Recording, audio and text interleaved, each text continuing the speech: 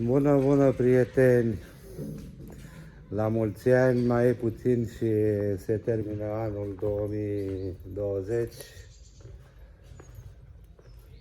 Am vrut să intru în direct, să văd ce mai faceți.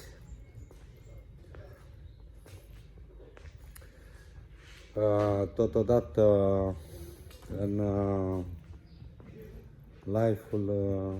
live-urile, filmările trecute,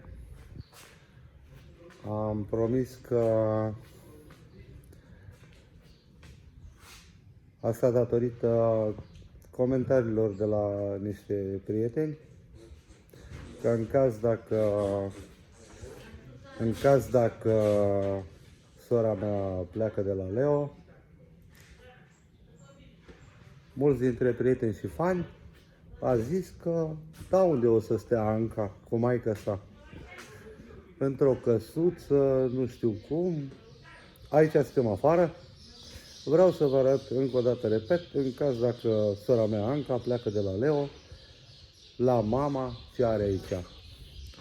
Uitați, stimați prieteni, nu se vede bine, trebuie să ies afară.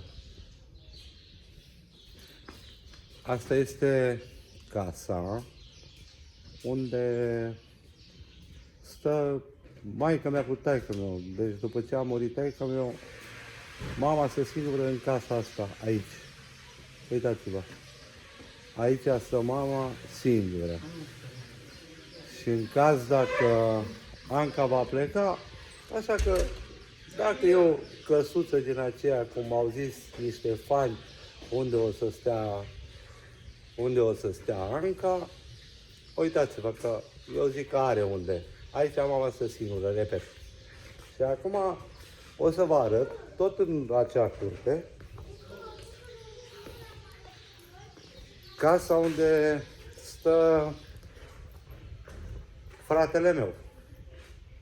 Deci, asta este casa unde stă fratele meu cu soția lui și cu nepoții. Așa că, unii dintre fani care ați comentat că Leo s-a afirmat cu vilele lui, domne, că are multe și dacă pleacă Anca de acolo, n-are unde să stea. Uitați, asta e vila unde stă fratele meu cu soția lui, cu Silvia și cu nepoței. Și aici, unde v-am arătat, tot în aceeași curte, stă mama mea singură. Da. Surioara mea, Anca, dacă se va sătura de singurătate, aici, unde stă mama mea, singură, va avea o oportunitate. Și uitați acum în prim plan, așa cum am promis, că nu v-am mințit, eu nu mint niciodată, amândouă vile în aceeași curte. A fratelui meu cu familia lui și a mamei mele care stă singură. Plus aici unde e bucătăria, unde stăm toți la gătit, la toate alea, în spatele casei. Și acum, ca să nu credeți că ceea ce am promis, aia am făcut, că a zis că Anca n-are unde să stea cu mama, așa cum a zis și fratele meu Boco, care e aici.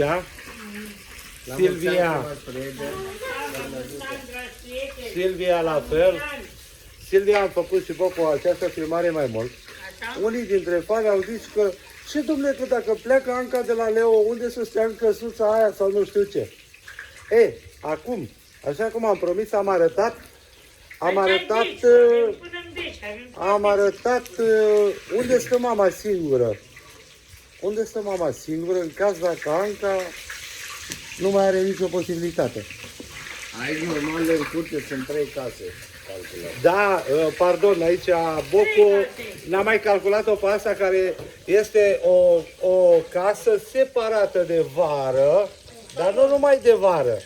E un salon de oaspeți foarte mare, care l-am mai pus-o la socoteală. Și aici suntem undeva în spate, unde se pregătește, unde gătim și toate astea.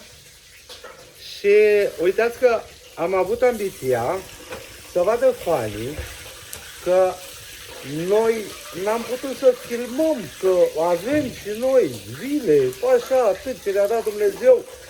Dar Leo, că s-a afirmat foarte mult în fața dumneavoastră cu vile și toate alea, noi n-am putut înțelege să facem chestia asta. Dar acum am făcut. Datoria mea care mai rămâne acum? Promit că o să filmez zilele astea, nu prea am timp acum, și la mine acasă, că multă lume spune că de ce doar la Boco, la fratele tău filmezi și la cumnata ta, la Silvia. O să filmez și la mine. O să vă arăt și unde stau eu și cum stau eu, așa, și o să vedeți filmări și la fiul meu, care stă în partea alaltă vis-a-vis. Acum sunt puțin la fratele meu la Boco. O să vă arăt filmări și de acolo, că fiul meu tot așa are separat, care ne mândrim și cu ce are și el. Așa că, stimați prieteni și stimați fani care ați mai comentat, nu m-am supărat, că dacă era să mă simt cu musca pe căciulă, mă enervam foarte tare, mă supăram, dar nici atunci, pentru că fiecare are dreptul la o opinie, la replică și ce să mai zic. Și ambiția asta, Boco, am avut-o datorită faptului să vadă lumea că, domne, spune dacă cumva Anca pleacă de la Leo de acolo și dă Leo galbenii, că mulți spun că pleacă la Pitești, cheltuie banii și alea. Lasă că pleacă Leo, nu mai pleacă Anca. De ce să pleacă Anca? Să lasă-te Leo, dar duc alta în casa ei, munca ei. Păi da, asta automat. Dacă Anca pleacă, Leo în secunda 2 și aduce nevastă. Păi ce noi lăsăm? Păi aia vezi că nu lăsăm. Atunci, de ce tot spun eu, prieteni, că sora mea nu are voie să plece din casa aia? Pentru că se distruge, prieteni. Și e sora noastră. Nu cum spun mulți că nu ținem la ea. Sau până, unde ați fost până acum 20 de ani? Păi, stimați prieteni, păi nu vrea ea să recunoască. Noi am fost întotdeauna alături de ea, stimați prieteni dragi. Eu am fost, așa cum am spus, la spitale, la operații, toată viața mea am fost lângă ei, între ea și Leo. Fratele meu, la fel, a ajutat-o și el, cu ce a putut, tata, la fel. Da, de la ea. Urma asta de tot spune lumea că până acum n-am fost alături de ea, sunt de la ea. De la ea? Da. Da, de la ea. Zice, de multe ori zice Anca că, uite că n-a scap de frații mei, că până acum... Unde au fost? Da, nu e lumea de vină. Boco, nu e lumea de vină. Da. Ea e de vină, de la ea. Acum zici și din el, uite. Păi cum să zici așa ceva? Silviu, doamna Silvia, văd că te respectă atâta lume, într-adevăr, meriți respectul și ăsta. Dar cum să zici așa ceva, pentru că sunt frații tăi, suntem frații ei? Să zici că, păi în 20 de ani, dacă ea nu a mai avut pe nimeni, nu eram lângă ea. Păi eram lângă ea, Și da. tata, săracul, Dumnezeu să-l ierte. Așa. Nu puteam să luăm cuvântul lui tata înaintea lui, să luăm noi cuvântul. Noi n-am putut să facem chestia asta, dar oricum ajutăm.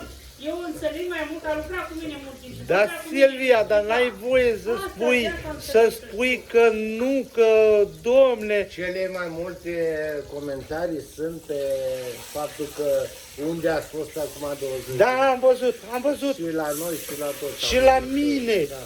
Păi noi am fost... Una la mână. A fost tata treia tata, viața de interese tata.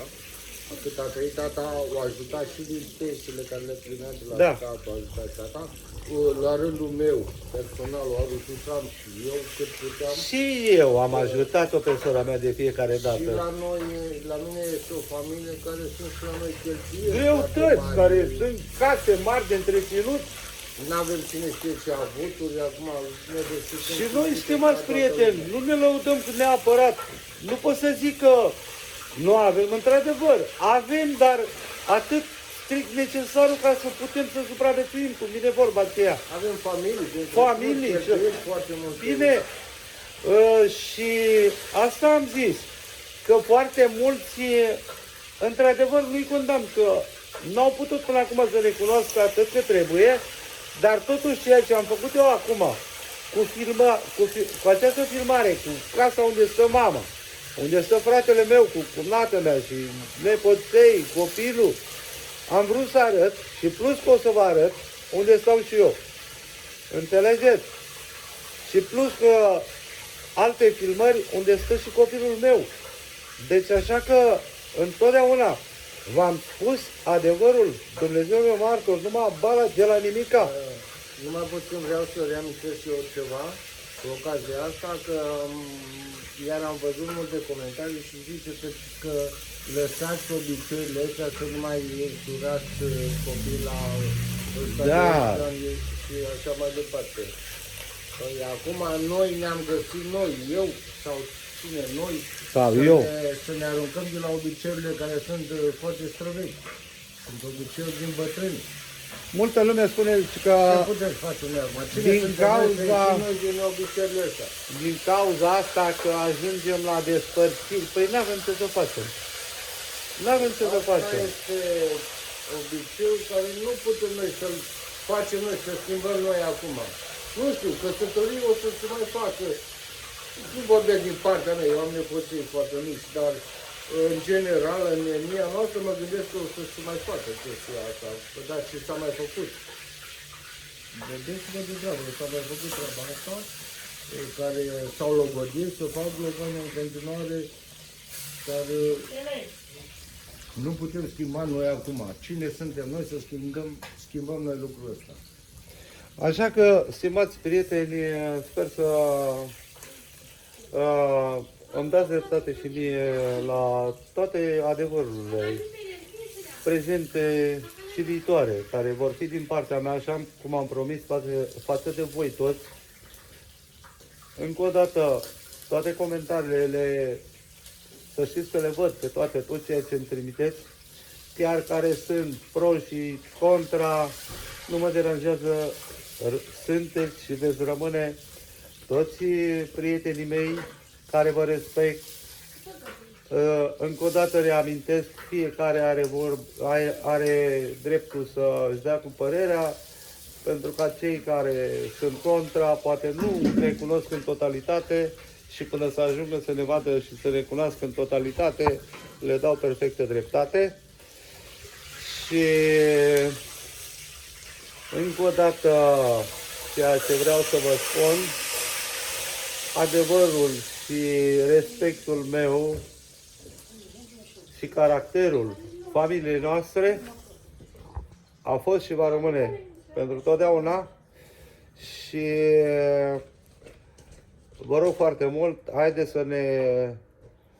să ne unim, să fim cât mai mulți, pentru că pe viitor, fie că problemele de familie, fie alte povestiri, da, cumnata mea Silvia, fie alte povestiri frumoase, tradiționale, o să aveți ce să vedeți.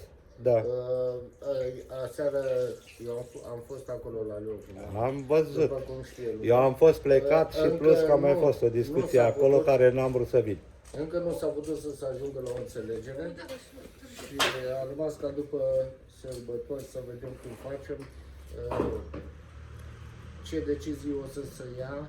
Am fost puși toți față în față și n-am putut să ajungem la o înțelegere și o să continuăm după. Acum, Boco, știu ce vrei să ocolești puțin acum, din ce cauză n-ați ajuns la o decizie, dar hai să o lăsăm așa, o să o discutăm după sărbători, lumea deja știe, o să am văzut cine a fost de acord, cine n-a fost și de ce n-a Zice, fost, dar, lăsați-o mă rog, pe Anca, lăsați-o pe Anca acolo să stea cu copiii, cu nepoțul. Bun, haideți să vedem cum o să rămână cu Leo, să scoatem pe Leo de acolo. da, Deci asta nici eu nu pot să le iau pe Leo de gât sau de omăr să scot afară. și nici eu la fel. Aceea trebuie luate niște discuții de cineva care o să judece. Am mai spus aseară. Trebuie să aducem țiganii, În nu mai prima vorbim instanță, în prima degeaba. instanță o să fie niște judecători din Craiova. după Băilești, sărbători. Târgu Vreau să Jiu, anunț trebuie să aducem și- toți țiganii. Dacă nici atunci nu o să ajungă la o înțelegere, o să apelăm la staborul țigănesc de la CDU. O să vedem atunci, după sărbători, Nu o mai să e până rămână atunci. lucrurile așa, o să, până la urmă o să vedem, o să se ia niște decizii foarte serioase. Trebuie, dar sora mea trebuie să înțeleagă și ea că nu mai merge cu, cum să zic, nu mai merge cu să o mai lungim, lasă că o să facem noi, lasă că alea, așa cum a spus câțiva fani, ce-a spăzit 20 de ani cât Anca a suferit. Stimați prieteni, eu am fost alături de ei toată viața. Fratele meu, când Anca era la Streha aici și cu cumnata mea, au fost alături. Tata când trăia alături. Păi unde a fost Mama Anca la până fel. acum? Unde? Anca n-a fost plecată până acum. Anca Da. a fost în toți anii ăștia care A fost numai acasă. Acum a fost și ea plecată. La Una, Pitești două cu luni, mine la și Pitești, cu Alin. atât. Iar Da. Anca a fost acasă cu noi. Din totdeauna. Venea la noi, mergeam la ea. Deci unde a fost Anca? A fost în preajma noastră tot timpul, fraților. Da, stimați prieteni. Haideți să- Da. Venea la fratele meu cu Silvia aici, făceau la ciuperci, la pitici, construiau din chestii din acelea, din gips. Da, și Venea la atelier toată ziua. la lucra cu atelier nevastă aici, mea. tot. Da. Așa că, da, 20 de ani n-am fost mai aproape de Anca. A fost tineri aceia. Suntem al doilea colț pe după noi. Aproape. Dacă Păi sora mea facem poate să puțin- vină pe jos. Dacă ieșim puțin în stradă, prima la dreapta și dăm în stradă unde stau Anca, la, Sora mea la poate să strada vină principală. la mama pe jos întotdeauna când dorește ea. Și noaptea Nu foarte târziu și departe la de orice noi, oră. trăim în Străhai de când ne știm. Așa că, stimați prieteni, deci spre încheierea anului 2020 vă doresc la toată lumea, la toate familiile voastre, la copilași, la părinți, la voi, multă sănătate, Un an nou fericit cu bine. multă fericire Vă dorim. vă dorim, eu și familia mea, să vă ajute Dumnezeu și fie ca anul 2021 să vă aducă numai fericire și numai bucurie. Și sperăm că pe anul viitor să nu ne mai filmăm cu așa caz, sperăm să Să rezolvăm. filmăm bine altceva, și să filmăm filmări altceva mai frumoase, frumos. tradiționale, cu bucurii, Da. cu multe altele, Deocamdată stimați să- prieteni. Terminăm Da. cu scandalul ăsta care este. Cu necazul Silvio, ăsta care este. transmite și tu prietenilor. La toate, Doamne, la toți domnișoare, toată lumea care ne-a urmărit. Le iubim și le mulțumim din suflet. Le mulțumim un an bun, fericit. La mulți ani. Doamne ajută. Doamne ajută, prieteni, și haideți să fim cât mai mulți abonați, like-uri, share-uri și vă mulțumim și vă iubim pe toți la mulți ani.